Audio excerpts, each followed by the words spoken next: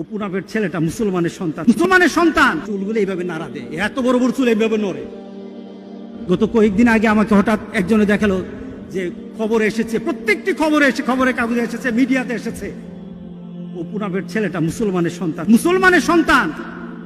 ওরা মোবাইলে ছবি উঠাবে, রাস্তায় মানুষকে ঠেক দিয়েছে, গাড়ি চলতে দেয় না, চুলগুলি করেছে কি, এদিকে চুল সাদা, ওদিকে চুল লাল, এদিকে চুল হলুদ, এদিকে চুল কালা।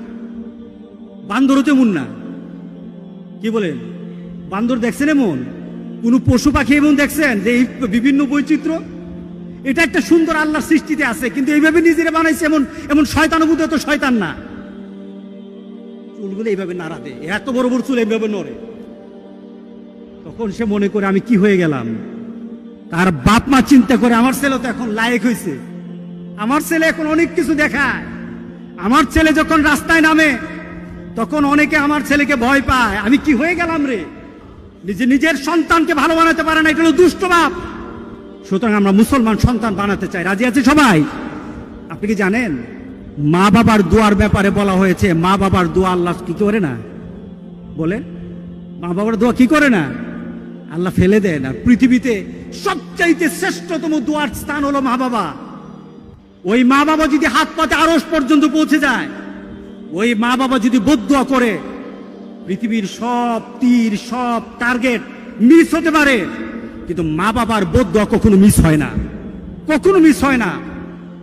আর সন্তান মা বাবার জন্য যখন দোয়া করে, পৃথিবীর কোন হুজুর, পৃথিবীর কোন বুজুর্গ ব্যক্তির দোয়া কবুলের ব্যাপারে সন্দেহ থাকতে পারে, কিন্তু সন্তান যখন মা বাবার জন্য দোয়া করে, এই দোয়া আল্লাহ ফেলে দেয় না। সুবহানাল্লাহ। কারণ মা বাবার এই দোয়াটা শিক্ষা দিয়েছেন আল্লাহ সুবহানাহু ওয়া তাআলা, রব্বির হামহুমা কামা রব্বায়ানি সাগীরা। আপনি কবরে থাকবেন, আপনি প্রত্যেক নামাজে আপনার সন্তান দোয়া করবে আপনার জন্য, রব্বির হামহুমা কামা রব্বায়ানি সাগীরা। পড়েন, মা বাবার জন্য দোয়া করেন প্রতি নামাজে বলেন মা বাবার জন্য, রব্বির হামহুমা কামা রব্বায়ানি সাগীরা। আপনি দোয়া করেন, দেখবেন আপনার দোয়ার কারণে আপনার সন্তান আপনার জন্য দোয়া করছে। আপনাকে আল্লাহ যেন এমন সুযোগ করে দেয়, এমন কুলাঙ্গার সন্তান যেন আমাদের সন্তানগুলো আল্লাহ না বানায়। সবাই বলেন আল্লাহুম্মা আমিন।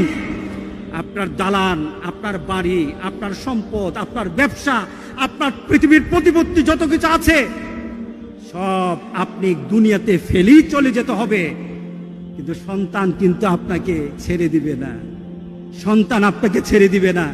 ভালো সন্তান রেখে যাবেন, কবরে শুয়ে শুয়ে আপনার সন্তানের দোয়া পাবেন।